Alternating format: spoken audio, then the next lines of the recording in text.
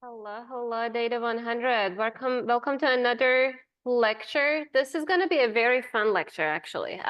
So the sequence of modeling lectures are one of my favorite sequences because I'm going to show you the beauty of math, and you're going to actually do a lot of derivation with me.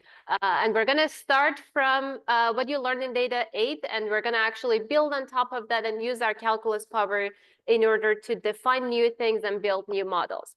So this is going to be exciting. Go ahead and join the Slido, and feel free to ask questions as I'm going through different slides. Before I jump into the content, I want to send a reminder here. This is again, I think I figured what the issue was last time. So a reminder for graduate students, we just released graduate projects on the website. So go ahead and read the ed post on about the graduate project, about the timeline, about when and how to form teams and how you're getting it started. If you have any questions, feel free to ask on ed, and there's contact information from for our GSIs who are supervising graduate projects as well. So modeling, where are we? So in the past few weeks, what we've been doing was we've been talking a little bit about data processing. We have done exploratory data analysis. I talked a lot about visualization. We're going to see how visualization is going to become handy in today's lecture a little bit. But we're jumping into the modeling.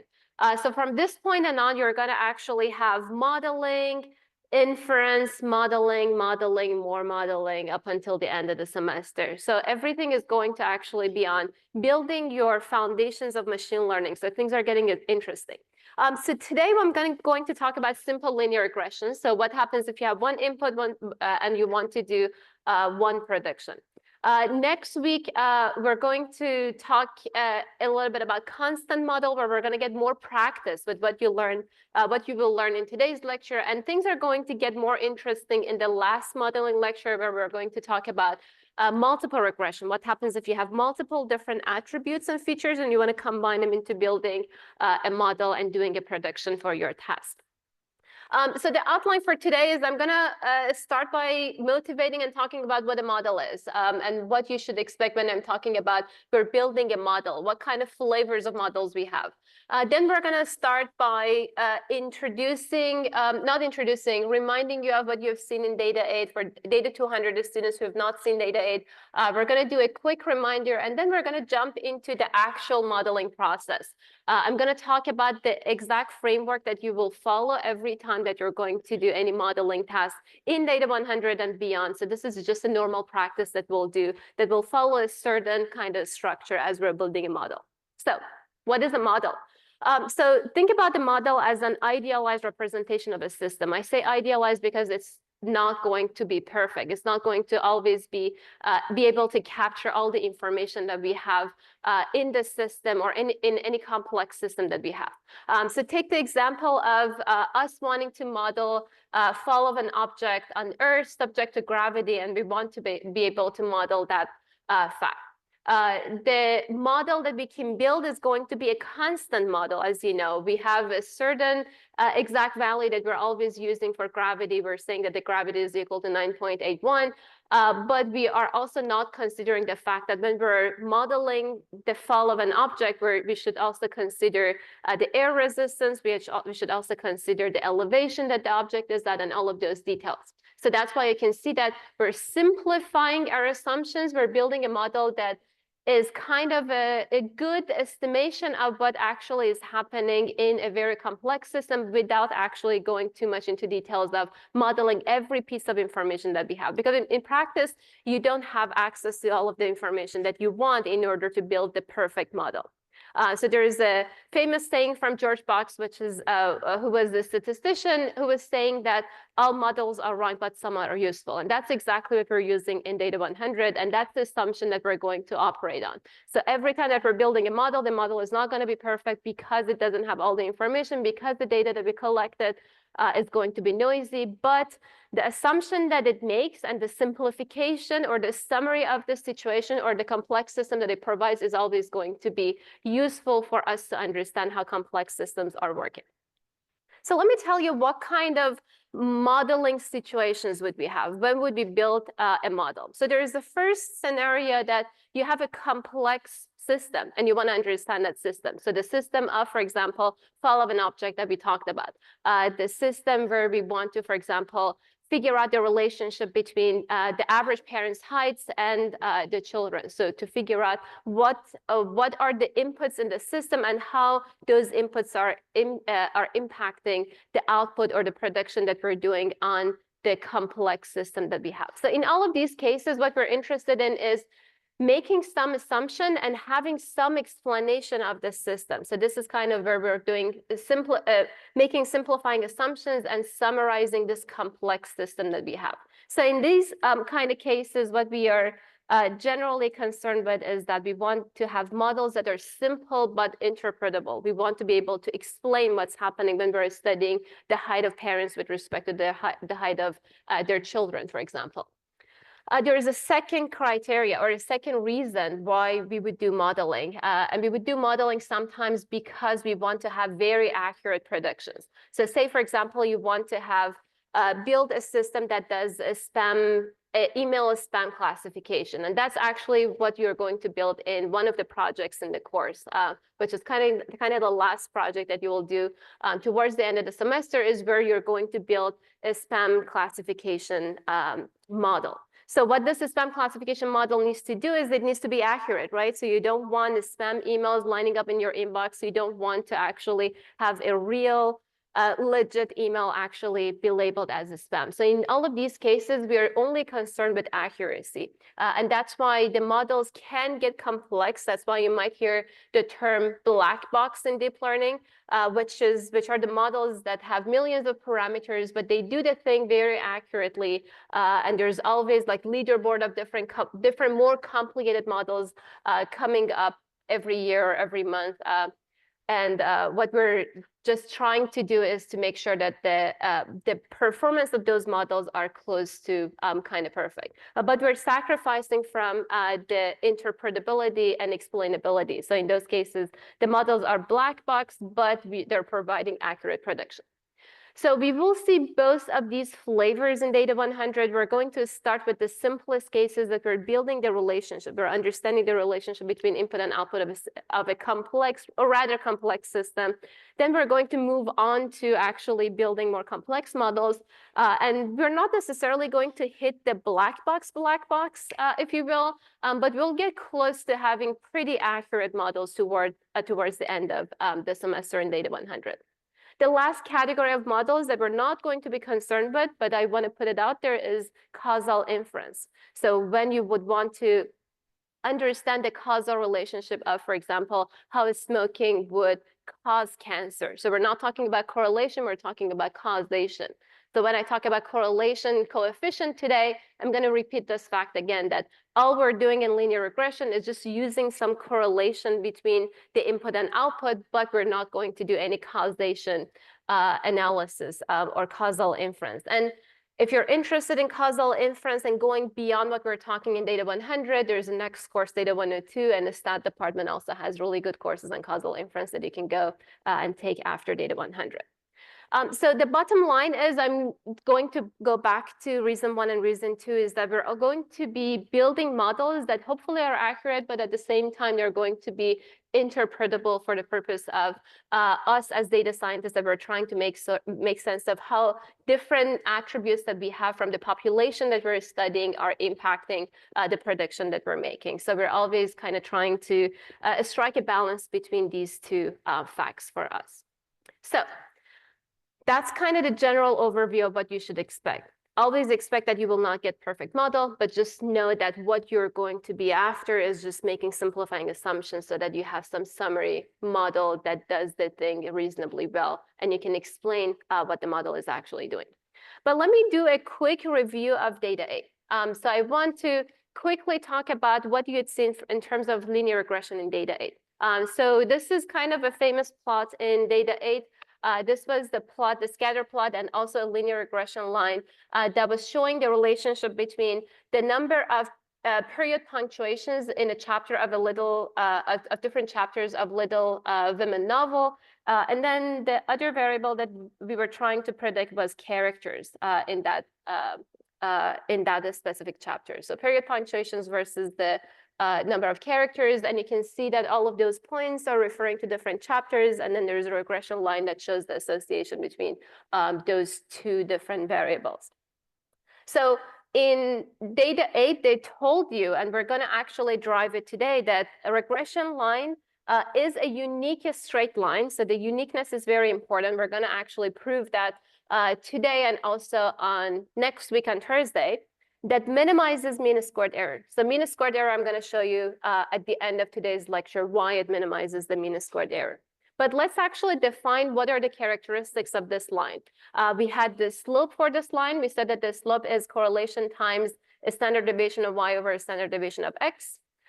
We also had intercept. We said that intercept is the average of y minus a slope times average of x. And then we also had the definition of the fact that we can use this line in order to get regression estimation, which we are using. So if you're calling, for example, this dimension as x and you're calling this dimension as y, the regression predictions or regression estimations are referred to as y hats. So that's how we're making a distinction between the ground truth y values and also the predictions that we have. So simply what we would do when we want to get prediction is to just plug in the input value and then multiply it by slope and add the intercept and get the prediction at the end. What we're also interested in linear regression is to calculate residual value. Residual value is going to tell you how much deviation do you have from the ground truth. And the exact definition is the observed y minus the regression estimation. So I'm going to write it again here, that the residual is equal to y minus y hat in this case. So you can kind of imagine that y minus y hat can be a positive value, it can be a negative value. So for example, if I take this point into account, so what you would notice is that the y value for this point, if I just project it into the y-axis, is going to be right here. So if I label this data point as data point I, so I'm going to refer to this as yi, as the ground truth y value for that specific data point. But what is the prediction for this specific data point? What I would do is I would consider the x coordinate for this data point, xi, project it onto the line and get the exact value. So for this specific data point, the projection on the x-axis is going to be this. And then this projection, when I'm actually looking at what this line is going to generate for me, is going to be here, yi hat. And that's why if you take a look at yi minus yi hat, that's a positive value. Every time that we're underestimating a value, we will have a positive residual. For all of the points that are under the line, you can argue in the same way that the residual is going to be negative. So you're expecting that we have a line. We said that the line is unique, and this line passes through all of these data points. And you can kind of imagine that we have positive residuals, negative residuals, right? And I'm going to come back to this later. So this line needs to cut through the data points from the middle so that the summation of the residuals is going to be equal to 0. And we're going to prove that. And we will use that information in order to find out what are the characteristics of the line, meaning a slope and intercept of the line. Okay.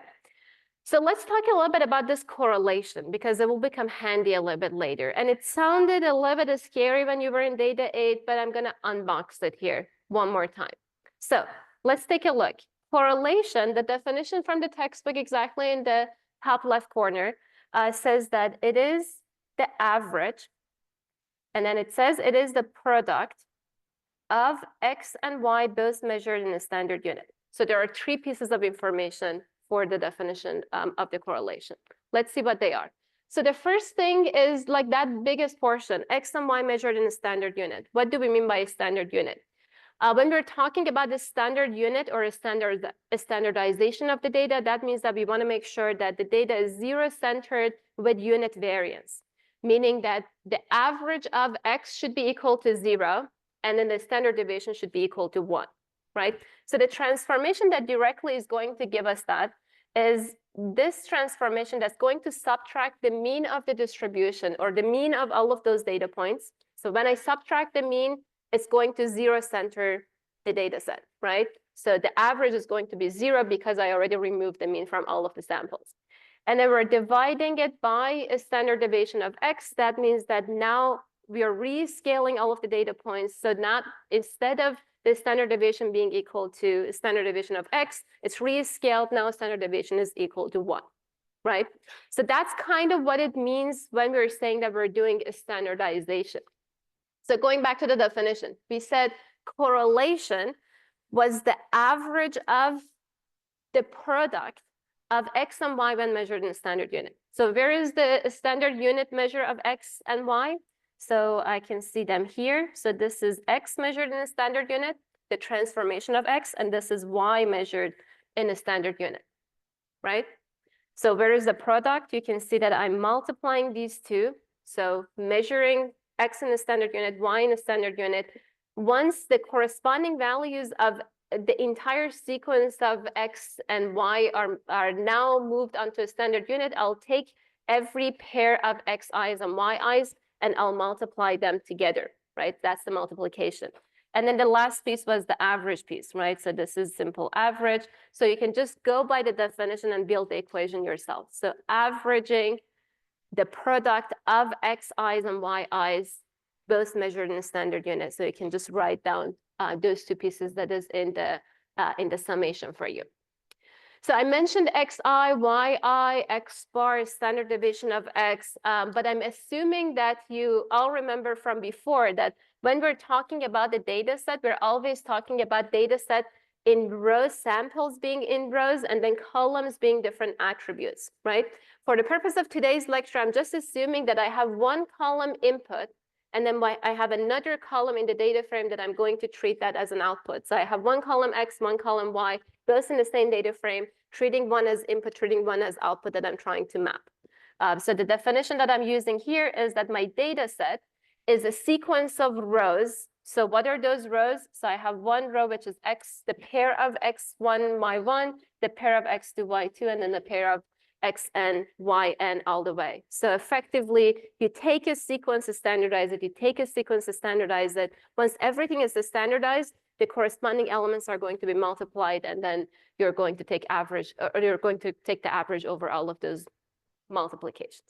So it just basically shows you how those two sequences on average are going to be related to each other and what's the relationship between them. As you increase x, how much y is increasing or decreasing, and that's what the correlation is showing you.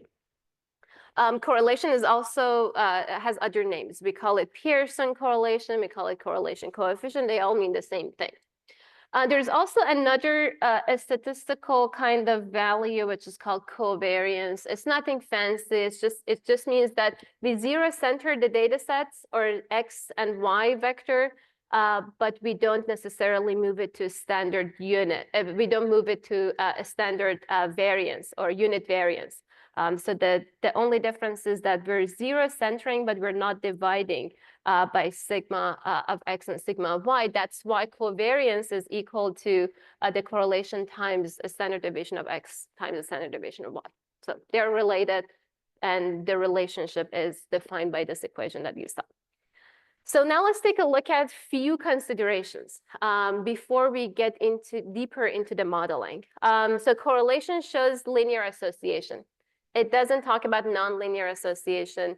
It doesn't talk about whether the two variables are related or not related in any other way other than in linear kind of scale.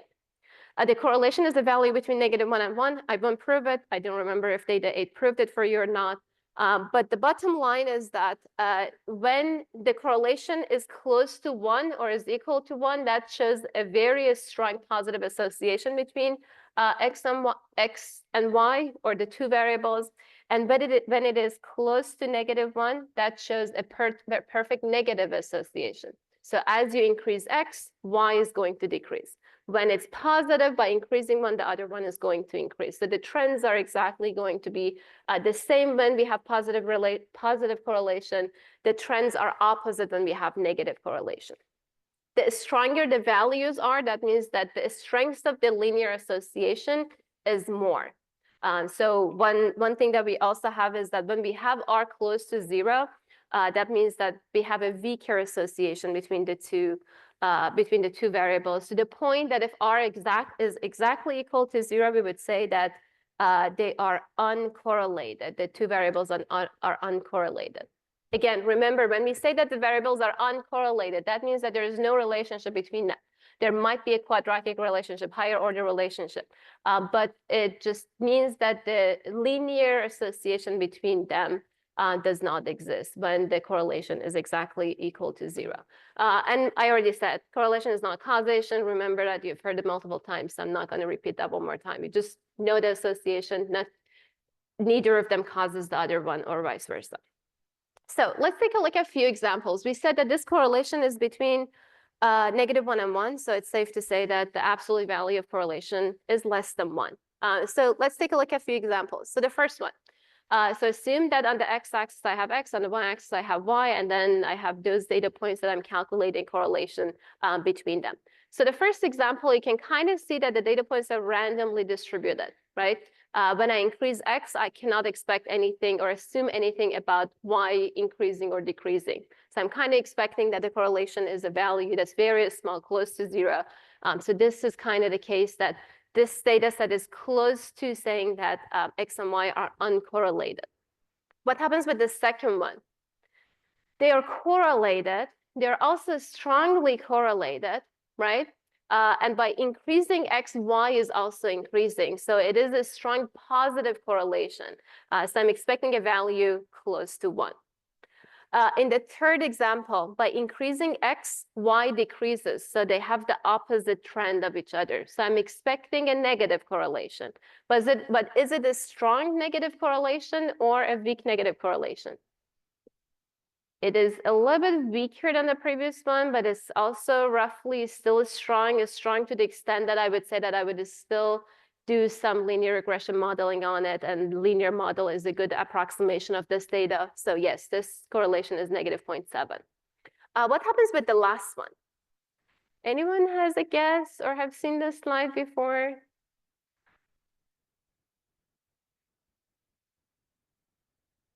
What are we thinking? There is some relationship, right? So they're like, you can build a model, but we just don't know what that model is going to look like. Would that model look like a linear model? No, this is not a linear model. So there is quadratic relationship between these two, but if we actually go ahead and sit down and do the calculation, because part of this data has a negative trend by increasing x, and part of this data has a positive trend by increasing x in the two halves, they cancel each other out. So they are actually going to give us a correlation that's very close to 0. So we're saying that they're uncorrelated, right? Or the correlation is very weak. It does mean that we should not use linear regression in order to model this distribution, but it doesn't say that there is no relationship between the two. So this is a really good example. Remember it.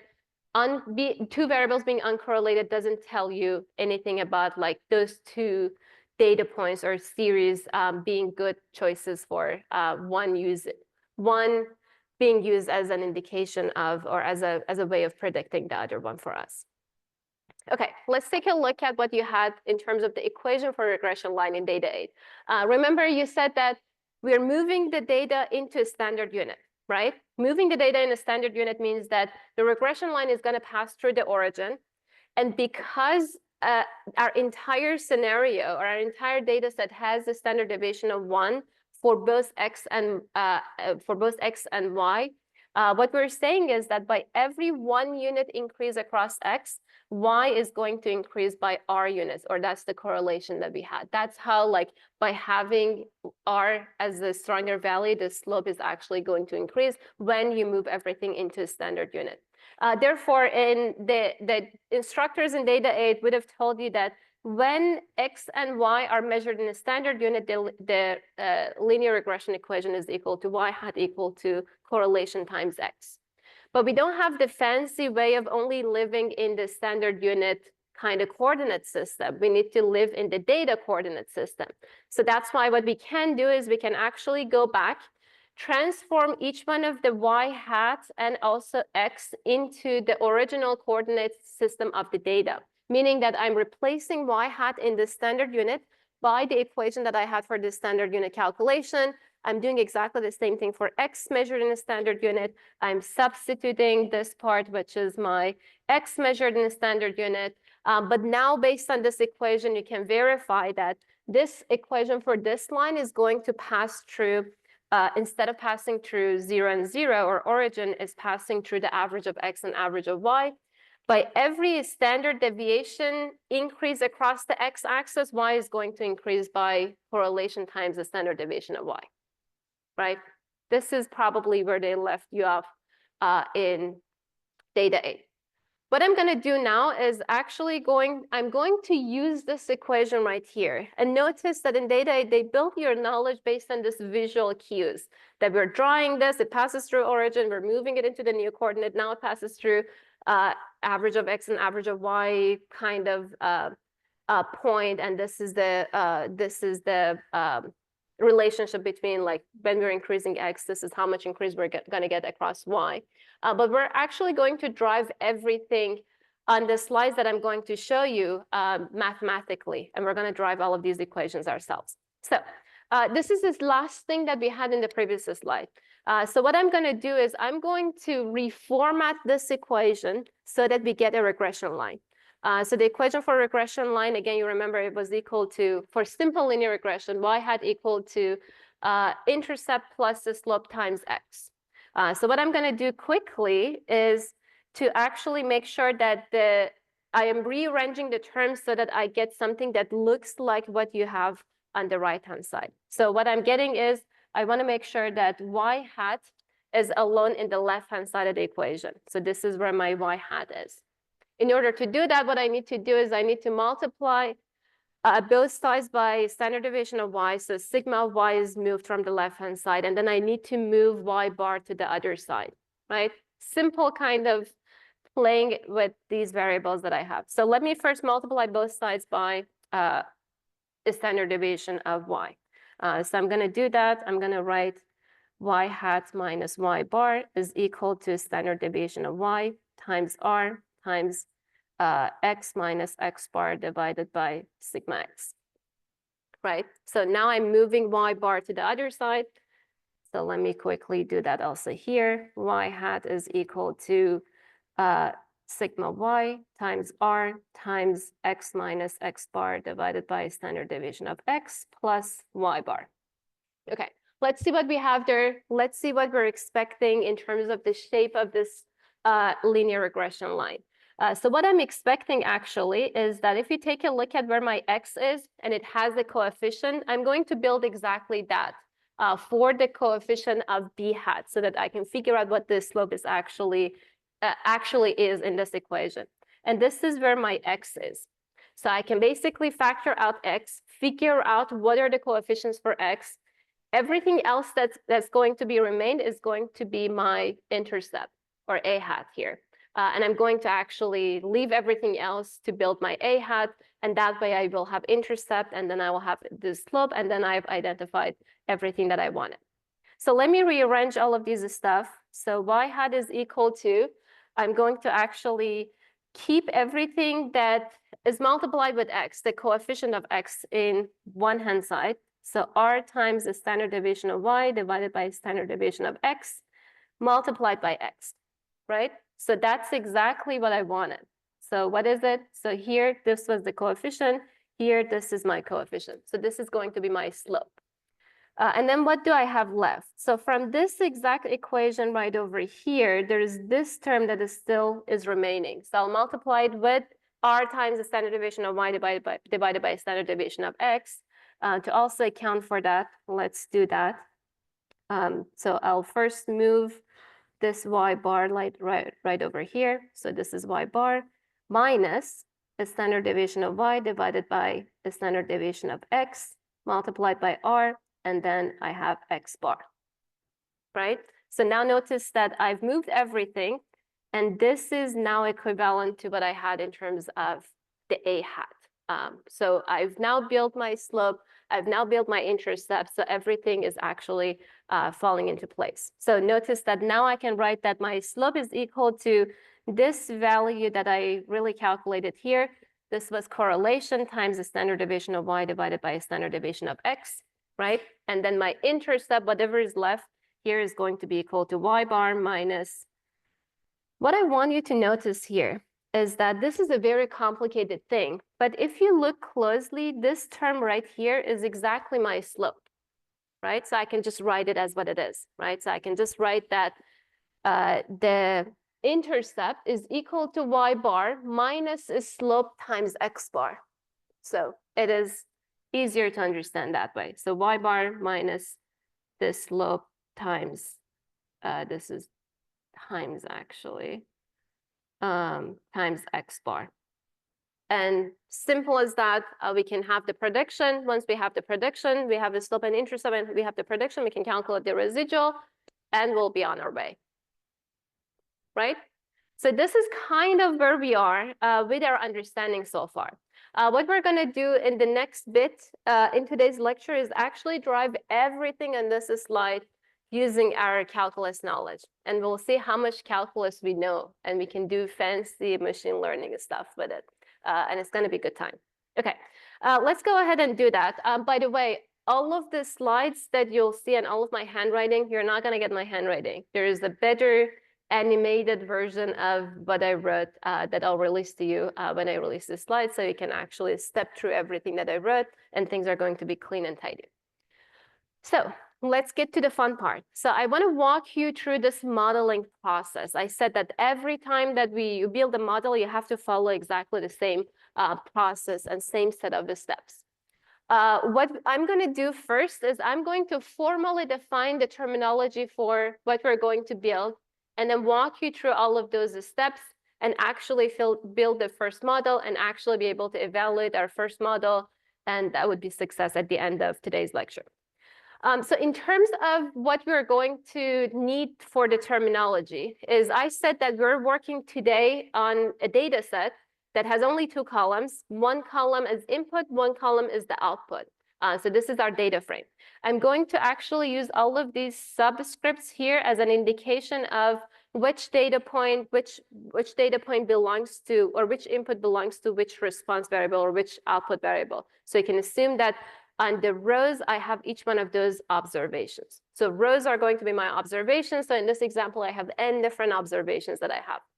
What I'm going to be after is using the x column in order to be able to predict the y column. Therefore, x is called input, sometimes it's called attribute, sometimes it's called feature. We've been using those terms before, right? So they're not kind of unfamiliar to you.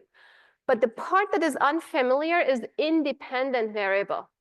So independent variable means that independently for all of these models, you can change the input.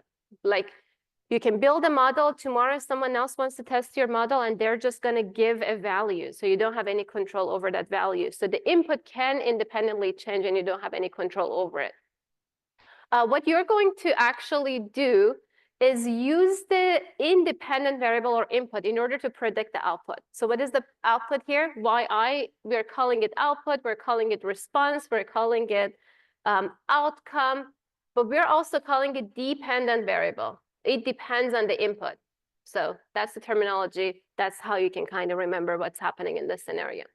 So when I'm saying that I'm doing the prediction, I'm saying that using the data set that I have, which is a sample from the previous lecture, you remember that this is a sample of a bigger population. So we're using it as a segue in order to build some model that is a good representation for all of the data points that we have in the entire population. But assuming that we are living with that in the sample space, I have X as the input, I have Y as the output.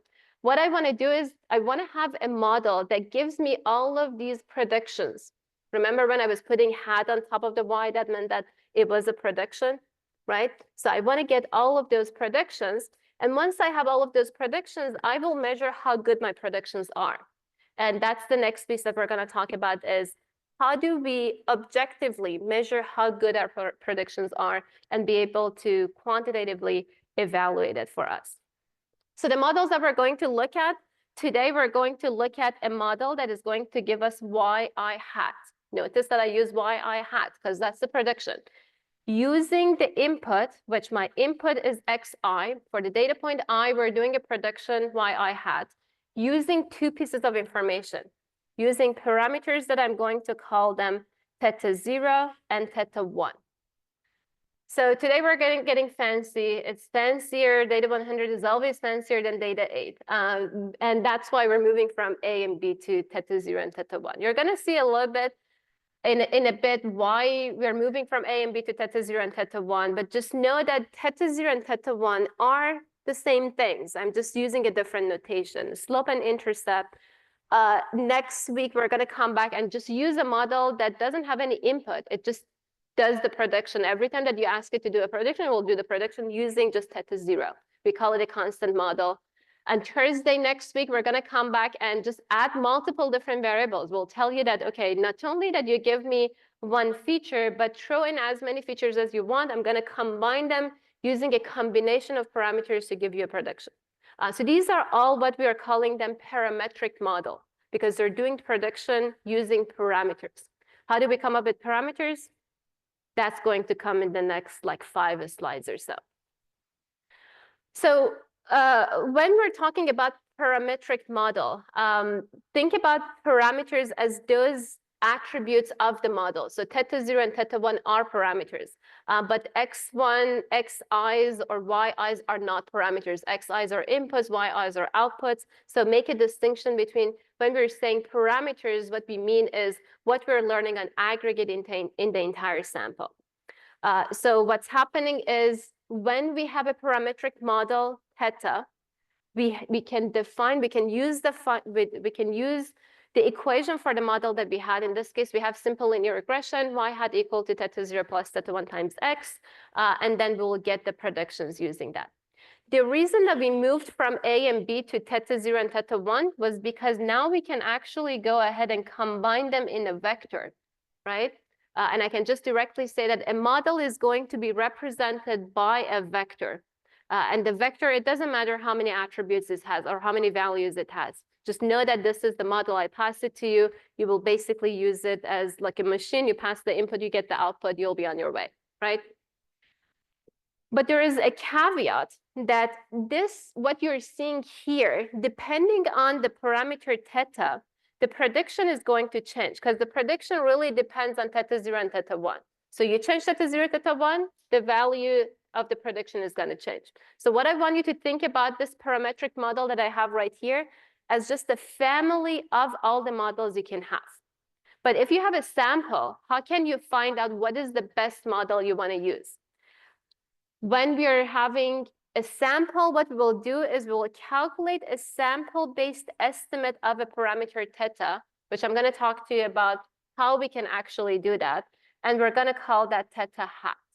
And theta hat is going to be the optimum set of parameters across all possible combinations of theta 0 and theta 1 that you can have that has the most accurate results on the entire data set that you're having. So think about us having just a family of models in like a basket or something, and we're basically looking at all different combinations. We'll find the best one. We call the best one or the combination of those theta 0 and theta 1s that are giving us the best estimates on average over the entire data set. We're calling them theta 0 hat and theta 1 hat. One thing that I want you to note on this slide and always is the operator overloading, if you remember from 61A that we're using here. When we're saying theta 0 hat and theta 1 hat, we're saying that these are optimum estimated parameters for the model, right? When I'm using y hat on the response variable, that means that that's a prediction. So a prediction can be just not a perfect prediction, but it can still be a prediction. In the top equation, I still have y hat. Anything that's a prediction is y hat. But when I'm putting hat on top of the parameters, that means that this is the only single best optimum parameter that the model can have, so that on average, it has good predictions on the entire data set. It will make sense in a little bit. We'll go and see multiple different examples and use this notation a little bit, so things are going to make a little bit more sense. But I just wanted to put it out there that when we're building models, we will have multiple different models with different combination of theta 0 and theta 1. And what we have to do is find the best one that is best in our data set. I also want to mention that these are parametric models because we have theta values, but we have also seen non-parametric models before. Kernel density estimates we saw last week is an example of a non-parametric model. We picked a hyperparameter, not a parameter, hyperparameter alpha, and we calculated the kernel density estimate.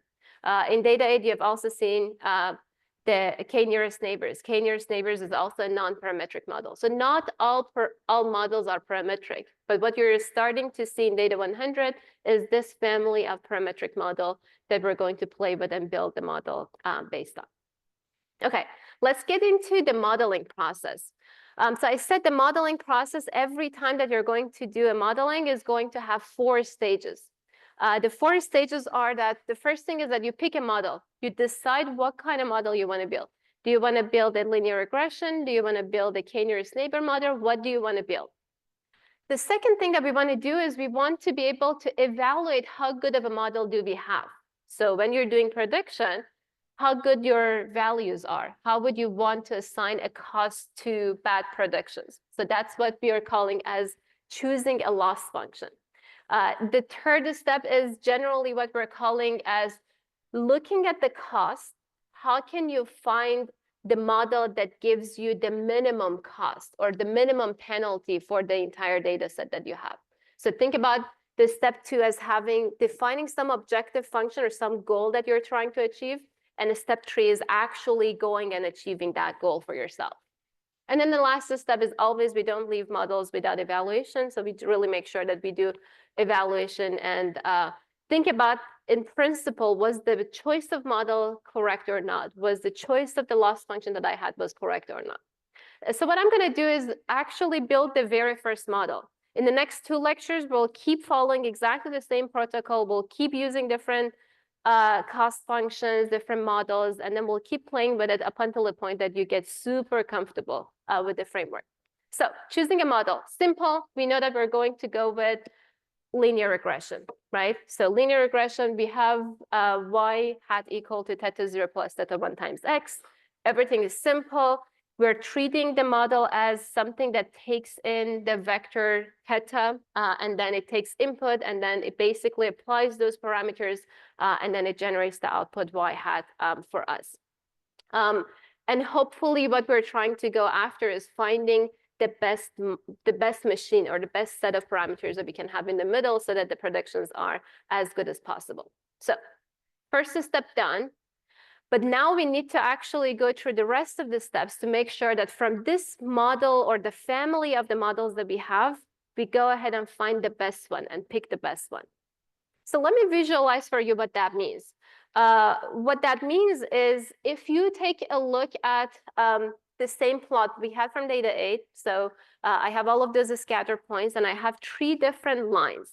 Those 3 different lines, notice that they're effectively 3 different models because I'm basically saying that line 1 has theta 0, theta 1 with these values. Line 2 has this theta 0, theta 1, and line 3 has this theta 0, theta 1.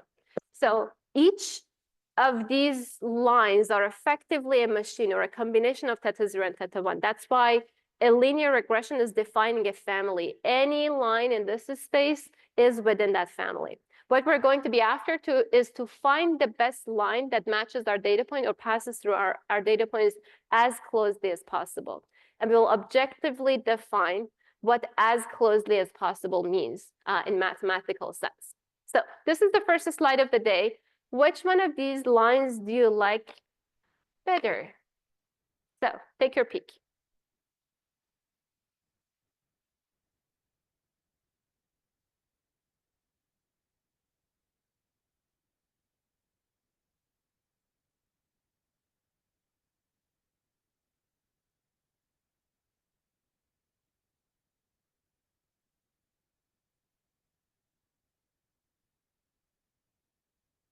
You're doing on the slide up. Good. All right. Do you think we have 250? Let's see. Yes, we do. Okay. Blue line, surprisingly, is the best line. I'm sure you use your intuition. So we need to make sure that we can write this intuition that you had in terms of why blue line is the best into a mathematical formulation.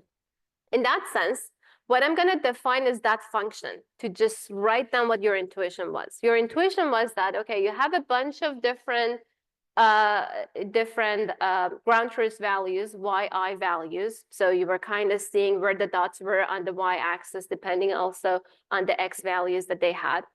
And what we're also comparing it against is the predictions. So you were looking at the line. So your line was telling you what the predictions were. So you were expecting the points to be close to your line or be on the line. So effectively, what you used in your intuition was some sort of a penalty that you were assigning. And I'm going to call that penalty this loss function. So I'm calling this a loss function, which is a function that's going to take a look at the distance or the delta between y and y hat. And if the distance or the delta is this small, it's going to assign a very low loss or a low cost. So I'm going to use those terms interchangeably, loss or cost. And then if the delta between the prediction and the ground truth value is large, it's going to assign a very high loss or assign a penalty. So that's the way that we will take a look at all of the data points. Per data point, we'll assign cost, and we want to penalize. And what we're going to do is we'll take a look at the entire data set on average, and then say that how much cost or penalty should we give to each one of those models, right? And then we'll pick the model that has the least penalties. So that's the best kind of prediction that we have across all the axes. The choice of loss function is really important. Today, I'm going to show you two loss functions, but depending on the task, say, for example, we have classification versus regression task.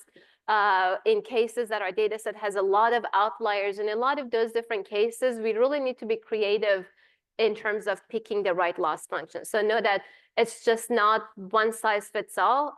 We are going to see different loss functions, and we'll figure out what loss functions are appropriate in what scenarios that we have. So this is your two loss functions of the day. We have one loss function called L2, one loss function called L1. L2, remember it as second order loss. L1, remember it as first order loss. So what do they mean? It basically means that, remember that I was telling you that it looks at the delta between the prediction and the actual value. So it basically says the squared loss is that go ahead and calculate the delta and square the delta. The absolute loss does exactly the same thing, but it says that, okay, calculate the delta, but just keep the same magnitude, but just give me the absolute value of the delta, right? So what the first one is doing is slightly different than the second one.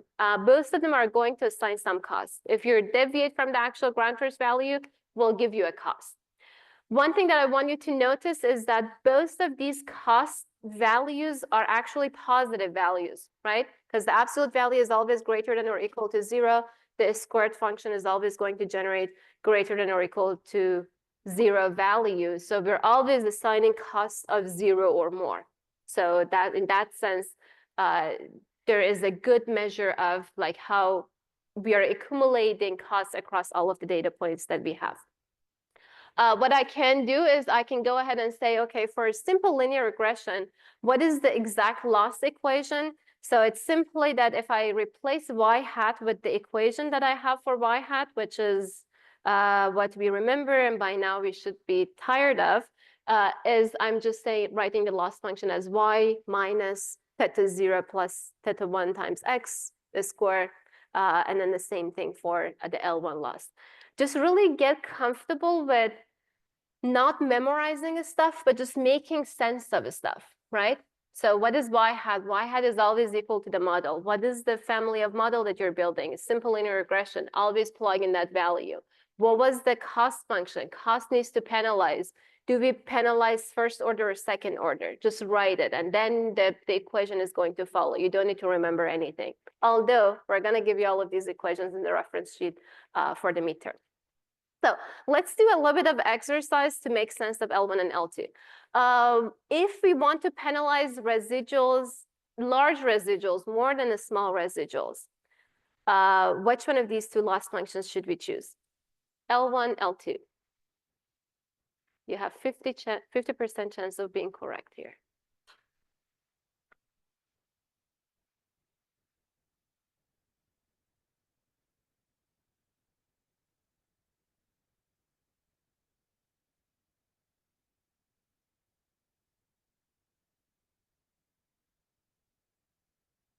So notice that both of them would penalize because like both of them are going to have the value greater than or equal to 0.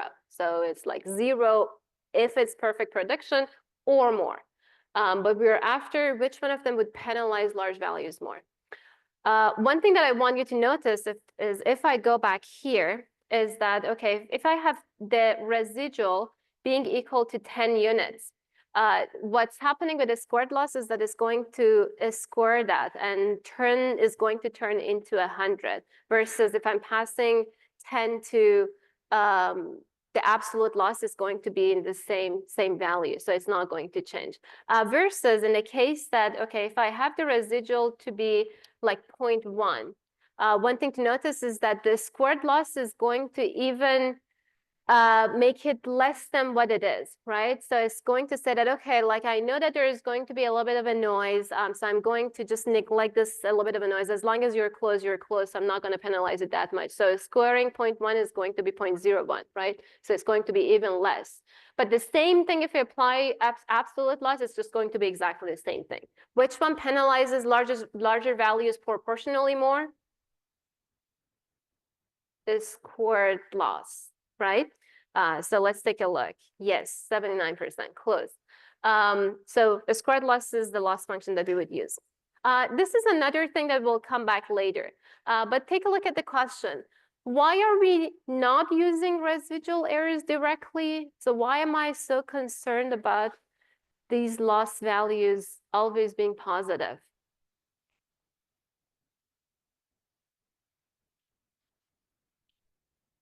They can cancel out, whoever you are. That's very correct. Error cancellation, positive, negative being equal to 0. Exactly correct. Remember the Little Women novel example that I was showing you? I said that residuals are positive, negative, and they can cancel each other out, right?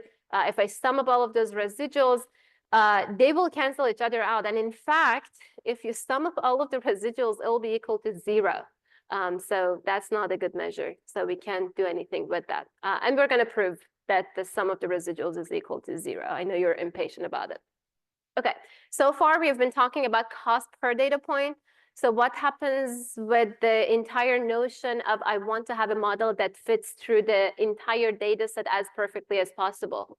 We need to take a look at the entire data set, right? So what I'll do is I'll say that, okay, we're looking at this loss, whatever loss function it is, and the absolute loss or a squared loss, and we're summing up over all of the data points. And then I have this little thing here, which is like I'm multiplying by 1 over n. I'm effectively averaging. Why am I averaging and not summing them up? Anyone has a guess? Because I could just average, like sum everything up and then say, okay, I'm calculating the cost over the entire data set. Why am I just also scaling it down and looking at, by doing 1 over n, effectively what I'm doing is like I'm saying that on average per data point, how much cost do I have? So the answer is that you will have different losses with different sizes of data sets. So you don't want to have the measure of the cost or the measure of this kind of a loss function that we're calculating to be impacted by the size of the data set. You just want to say that on average, are you passing through the data points good or not? And it doesn't matter if you have 100 samples or you have 1,000 samples.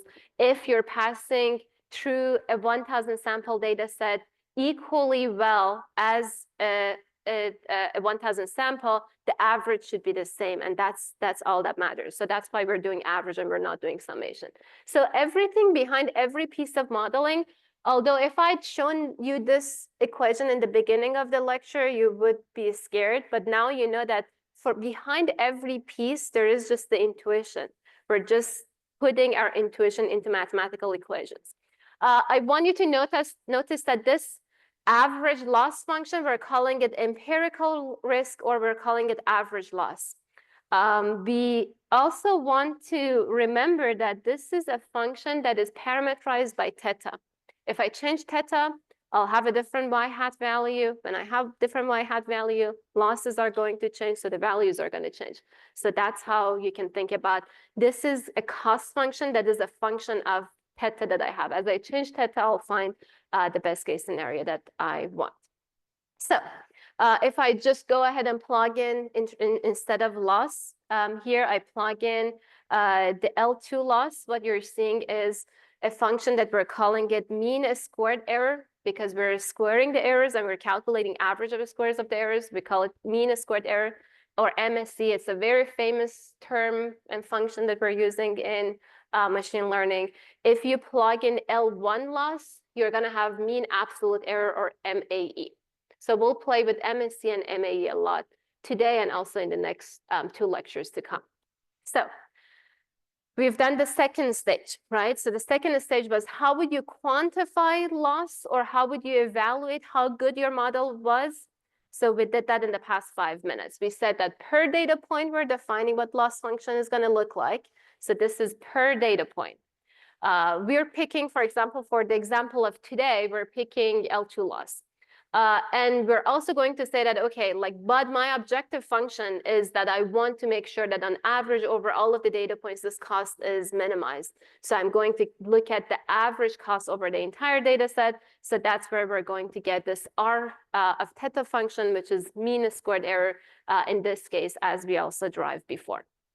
So one thing to note, when if you hear the term least squares regression, it's nothing fancy. It means that it's a simple linear regression, your prediction using, you have a linear model, and then you're actually using a squared loss, or MSE, as the cost function. So the two of them together means that you're finding the regression that minimizes the squares of the errors. So least squares regression refers to that point. So the second point is done. Now we're actually down to the main business here. So I know how to penalize models, but how can I find the best of the best, right? This is where we're going to actually go from the family of functions, remember, to the point that we're saying that we're finding the optimum set of parameters. And we called optimums using theta 0 hat and theta 1 hat. So that's what we're trying to build. So we call that fitting a model. So finding the optimum one is called optimum model, is called fitting a model. So from the calculus, you know that if I have a function, so I'm just going to highlight this function for you, that this is the mean squared error that I have. And I basically expanded this function to the every detail that we have. The mean part, then a squared error, and then instead of yi hat, I just put the equation for simple linear regression. That's what we're going to do. If I have this function, and I tell you what is the optimum set of values for theta 0 and theta 1, so that the value of that function is minimum, what would you do? So there is a function. The function is a function of theta 0, theta 1, because xi's and yi's are given in a data set. So depending on theta 0 and theta 1, you'll have different value. And what you're trying to do is to make sure that you find a combination of theta 0 and theta 1 that gives you the minimum value for the function. It sounds like, okay, if I'm showing you the plot like this, that if, for example, I have something like, hypothetically, if this is theta 0 and this is theta 1, your loss function is something similar to this function. And what we're trying to do is across the theta 0 axis and across the theta 1 axis, I want to be able to change theta 0 and theta 1 and find out what is the value on the third dimension that has the minimum cost. So in that sense, what we learned from calculus is that we need to go ahead, take this function, calculate the derivative with respect to each one of those variables, set it equal to 0, find the optimum values, and then those optimum values are going to be the critical points that would give us the minimum of those the function, right? So what we're going to do is actually using the same knowledge. The next bit is going to be a little bit scary, because I'm actually going to stand here and do those crazy partial derivatives. But it's actually going to be fun. So this is the first time that you're going to see it. In the next 2 lectures, you're going to keep seeing us doing exactly the same thing up until the point that you get super comfortable with it. But this is the framework. I have the objective function. I want to find the minimum value for objective function. And the only controls I have are theta 0 and theta 1. So what I'll do is I'll make sure that I find the optimum value for theta 0 and optimum value for theta 1 that will give me that minimum cost over the entire data set. Okay, let's go ahead and do that. The MST function, I wrote the MST function. I'm calculating partial derivative of this MST function with respect to theta 0. And notice that when I want to take the partial derivative, I'm only going to be concerned with all the terms that do have a factor or an element of theta 0. Anything else is going to have a derivative of 0. One thing that I want to simplify in the beginning is I'm taking a partial derivative of the summation and also a constant term. So I can simplify it by saying that the derivative of a summation is equal to sum of the derivatives. And then I can take out the summation. I can also take out the constant factor 1 over n.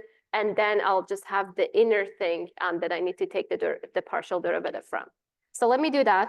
So I'm going to write this as 1 over n times the summation of I from 1 up to n of, now I have the partial derivative, right? So what is the partial derivative that I have? And my function is going to be this function that is inside the summation.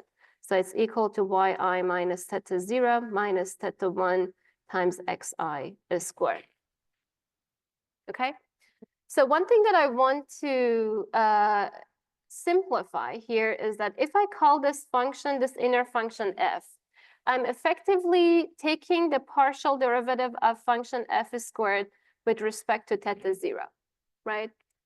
So how can what is the result of this partial derivative? Partial derivative of f to the power of 2 with respect to theta 0. This is equal to 2 times the function itself times partial derivative of the function with respect to theta 0, right? This is the chain rule, our friend chain rule, if you remember. So I'm just going to go ahead and apply it. So we have the constant and the summation here. So I'm going to just try to write 1 over n times the summation of I from 1 up to n. Taking the derivative of the function f squared with respect to theta 0, let me highlight it one more time. I have this term. So I'll write 2 times the function. So this is the first part. What was it? It was yi minus theta 0 minus theta 1 times xi. And what is the partial derivative of f with respect to theta 0? So for all of the terms who don't have any element of theta 0, the partial derivative here is going to be 0, here is going to be 0. The only term that has any element of theta 0 is negative of theta 0. What's the partial derivative of that with respect to theta 0? -1. Beautiful. So I'm going to write -1 right here. So I'm just going to rearrange the terms a little bit. So here I'm just going to take out all of those constants. There I have -1, I have 2, I'll take it out. So I'm going to write this as -2 over n of the summation of I from 1 up to n of yi minus theta 0 minus theta 1 xi. And that's it, right? So if I simplify this a little bit further, you will see that the theta 0, negative theta 0 and negative theta 1 times xi is effectively my yi hat. Effectively, what I'm saying is that the derivative, the partial derivative of cost function with respect to theta 0 is equal to -2 over n of the summation of the residuals, because that is the residual in the summation. What I will do here is that we said that we want to take the derivative, but we also want to set the derivative equal to 0 and solve it for finding theta 0 and theta 1, right? So now I need to set this actually equal to 0. At the point that I set it equal to 0, my theta 0 is no longer going to be theta 0. It becomes theta 0 hat, because now it's the optimum point. Because now we are at the point that the derivative is equal to 0. So I'm going to write this a little bit here, that -2 over n of the summation of I from 1 up to n of yi minus theta 0 hat minus theta 1 hat xi is equal to 0. So I put hat on top of theta 1 because I'm also going to do the same thing with theta 1 and set that also equal to 0. So we have the guaranteed optimum point of theta 0 and theta 1 simultaneously together. So we got comfortable. Let's do the same thing for theta 1, because I have one function, two variables, right? So it's a multivariate function. So I took the derivative with partial derivative with respect to one of them. I need to do exactly the same thing with the second one. We should follow exactly the same process, except for with theta 1, it has the factor or the coefficient of xi that I need to account for. So that's why the derivative is going to slightly be different. But the steps are the same. I'm taking partial derivative of the summation. I'm taking the summation out. So let's get that out of the way. 1 over n times the summation of I from 1 up to n of partial derivative of function yi minus theta 0 minus theta 1 xi squared with respect to theta 1, right? I still have the same thing. I can apply the chain rule. So still, if you just change theta 0 with theta 1, I'm taking the derivative of this function squared. So I can apply the chain rule and say that this is equal to 2 times function times the derivative of function with respect to theta 1. So let's write that out. So I have 1 over n times the summation of I from 1 up to n of 2 times the function yi minus theta 0 minus theta 1 times xi. What is now partial derivative of this function f with respect to theta 1? Because that's the only term that has an element of theta 1. Anyone? Negative xi, I'm hearing from some of the front rows.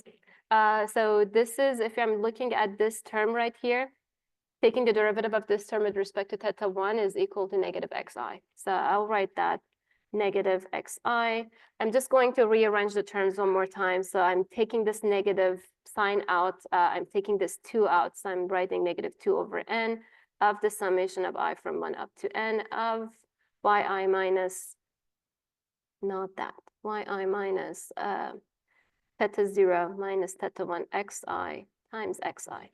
Very similar to the previous one. I can set it equal to 0, and at that point, when I set it equal to 0, then theta 0 and theta 1 are going to become theta 0 hat and theta 1 hat. So what I have is 2 equations right there, and I have 2 unknowns that I want to find. One of them is theta 0 hat, the other one is theta 1 hat. So we can go ahead and solve it and find the theta 0 hat and theta 1 hat as well. So this is exactly what's going to happen. From the top equation, we verified that the average of the residuals is equal to 0. That's effectively what that is. And then from the bottom one, we basically had that, okay, we have the residual multiplied by residual for data point I multiplied with xi is equal to 0. These 2 equations are called estimating equations because these are the equations that are going to help us estimate the best set of parameters theta for the simple linear regression that we're trying to train here. So let's go ahead and solve it. So I said 2 equations I have, right? And I said that I have 2 unknowns that I want to go ahead and find the unknowns. So I'll start from the first one. So I'm writing the first one as, okay, I had yi, and I'm replacing yi hat with just the equation for yi hat. And notice that now I'm using the notation of theta 0 hat and theta 1 hat because these are optimum values. So what I'll do is I'll go ahead and separate out these terms. These are just literally from here and on. It's just algebraic, a bunch of algebraic tricks that I'm just going to throw at you. But my goal is to be able to walk you through where we started. We defined the model, we defined the cost function, we took the derivative of the cost function, we're minimizing it, we're finding the optimum parameters for theta 0 and theta 1, and then you will see the beautiful simple linear regression that Data 8 just gave you kind of schematically using graphs and whatnot. Okay, so let me do that. I want to separate out those terms. There are 3 terms. So the first one is going to be that I'm going to say 1 over n times the summation of I from 1 up to n of yi, right? The second one, it is going to be negative 1 over n of the summation of I from 1 up to n of theta 0 hat. And then the third one is going to be negative 1 over n of, I'm going to take out the theta 1 hat because it's a constant value. So theta 1 hat times the summation of xi, I from 1 up to n. Okay, so let's see what each one of these are. What is the first term? The first term is equal to y bar. So we're calculating average of y's. What is this one right here? I'm summing up a constant value n times, then I'm dividing it by n. So it's just equal to that constant value. So this is equal to negative theta 0 hat. What is the last term? So the last term, if I just take a look at these two terms together, this is going to give you x bar or average of x. So effectively what I have is theta 1 hat times average of x. What is it equal to? We said that this is equal to 0. So let me just play with this a little bit more. I'm going to move theta 0 hat to one side, and we're writing as theta 0 hat is equal to y bar minus theta 1 hat times x bar. Have you seen this before? That's our beautiful intercept. We started by this one. We started by saying that intercept is equal to average of y minus the slope times average of x. So now the only question is that we have to go after finding our theta 1 hat, but we still have one equation that we haven't tapped into. So I'm going to go ahead and use the combination of equation 2 and equation 1 and this fact that theta 0 hat is already calculated in order to be able to find out what is the value, what is the optimum value for theta 1 hat. So let's actually go ahead and do that. This is another algebraic trick. So the way that I'm going to consider both of the equations is that I'll say that I'm going to look at equation 2 and I'll subtract equation 1 times x bar from it. And then because both of them are equal to 0, this transformation is also going to be equal to 0 because nothing has changed. So writing it, this is what we're going to get. So on the left-hand side, what you're seeing here is equation 2. Now I'm seeing also here that the equation 1 is right over here multiplied with x bar. So nothing is new. It's just a bunch of different complicated terms that we're seeing on this line. For you to kind of make sense of why did we multiply by x bar, there's this fact that when we took the derivative with respect to theta 1, we had this dangling xi next to this residual. And I cannot get rid of that term that is always multiplied with residual unless I can pair it with something. And this is my pairing mechanism. So I'm saying that, okay, there's the residual multiplied with xi. This is just saying that I have residuals, but let me multiply all of these residuals with x bar so that now xi can have a partner right over here. You can see that they're partners right here because they're both now multiplied with the residual value, yi minus yi hat. So now that they have partners, I can factor out yi minus yi hat, right? So yi minus yi hat multiplied with xi minus xi hat. So we're getting close to something that we started seeing in the beginning of the lecture. We're getting close to the notion of correlation, right? So we're subtracting means here, but we're not subtracting mean from yi right here. We're subtracting yi hat. But let me see if I substitute this yi hat with what it is, whether I can get the actual, whether I can get some notion of yi or not. So I'm substituting yi hat with the equation that we have, right? So this is the equation for yi hat. So substituting directly, so what you're seeing here is yi is noted, and then this is yi hat. The next thing is I'm desperately looking for y bar, because that's kind of what I'm looking for. And what I can do is I can take a look at the value that we calculated for theta 0 hat, and I can just plug that in. So theta 0 hat, we verified from the previous step that is equal to y bar minus the slope times x bar. So plugging that in directly, so everything is the same. The only thing that I want you to look at is the substitution of theta 0 hat with this new value that we have for theta 0 hat. So now I have a bunch of terms, but they're good. So they're good in a sense that I can pair up these two together They're both from the family of y's. And then I can pair up these two together because these two together are equal to theta 1 hat multiplied by x bar minus xi, right? And there's still the same thing that some x bar is being subtracted from the x distribution, and then the right-hand side is the same. So I'm just moving this equation, this last equation, to the next slide. So let's take a look at what it looks like. So in the next slide, you saw that what I did, actually this last step I skipped.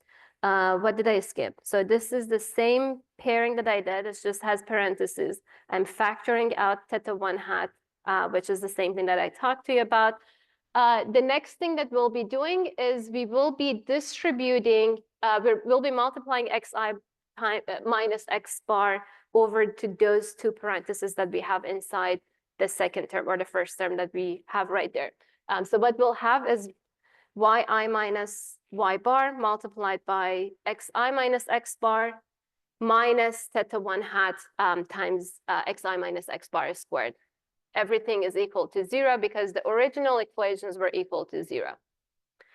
So now we use our information from this equation. We'll move one of these terms to the other side.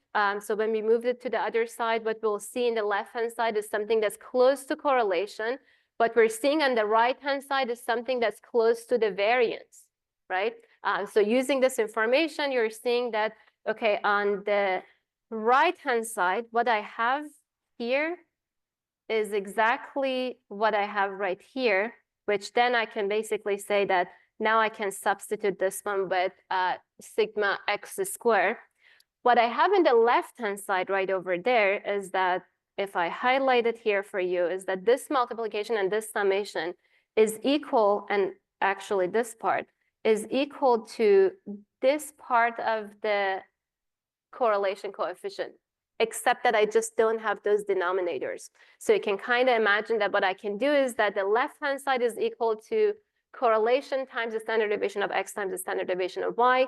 Right-hand side is going to be this term that we have left multiplied with the variance of x.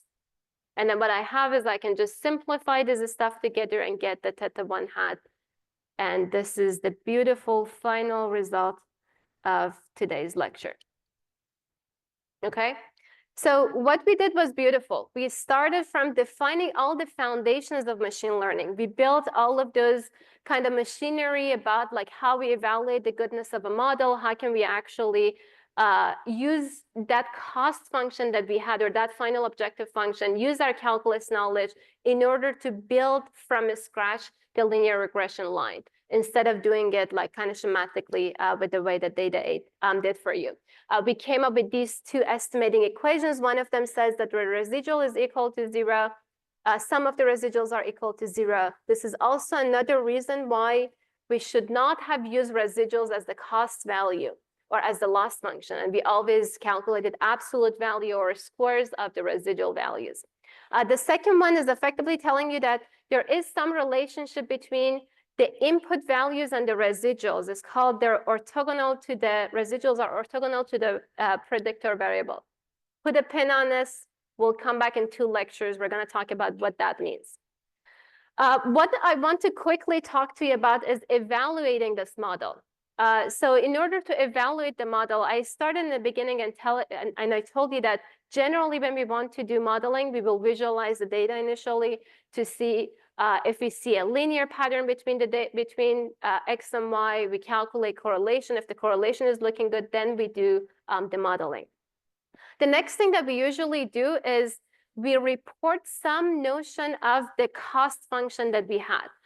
But we just scale it back to the units of the data. Remember that we had mean squared error, which was the average of the squares of the errors that we were making. But here we're saying that we're taking the root of a square root of that mean squared error, so that we're going back from the second order coordinate system into the same unit of the original data. So we're not living in, for example, length square. We're going back to the length kind of coordinate system, and we report these numbers. So the models that are good are the models that are, if you're looking over the distribution and you see a model having a lower RMSE, that is a better or more ideal model. The last bit that I want to tell you because I don't want to leave it to the next lecture, is we visualize also residuals. And we just want to make sure that the residuals don't show any pattern. So let me show you one quick example in 1 minute. So we have this run, oops, restarting kernel. We have a data set that the X's and Y's, we have a data set that has 4 sub data sets in it. In all of those 4 sub data sets, X and Y's are different, but the summary statistic of those data sets are the same. This data set is called Anscombe Quartet. The information is on the slides, but I just want to show you how it looks like. I'm gonna go all the way here, run all above selected cell, and let me run this for you. So these are the 4 data sets. One of them shows a linear relationship, one of them is quadratic, one of them has a linear pattern with an outlier, another one with a linear pattern, another outlier. If I go ahead and show you the summary statistics, you can verify all the averages, all the standard deviations across all of the data points are the same, but they just look different. And the ones that do not look like a linear pattern, we should not use linear model in order to model them.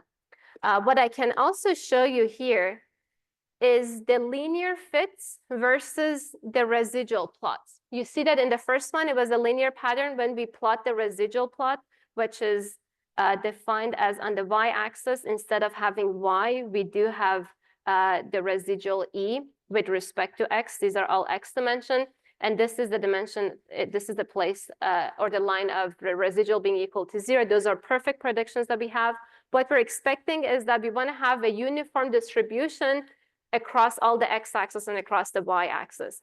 But what you're seeing is that for this quadratic function, when I use a linear regression, the residual plot is not looking good. The residual plot shows a pattern. So this is a takeaway for you. This is also another residual plot that definitely shows a pattern. This is another residual plot that definitely shows a pattern because there is a line and there's no uniform distribution. What we will do in linear regression is initially we'll visualize, we'll calculate summary statistics, we will do the modeling, then we will visualize again to see how the residual plot looks like. We report that, we report also RMSE values, and so on. Thank you so much for coming along. That was it for today. We will see you back on Tuesday with more modeling.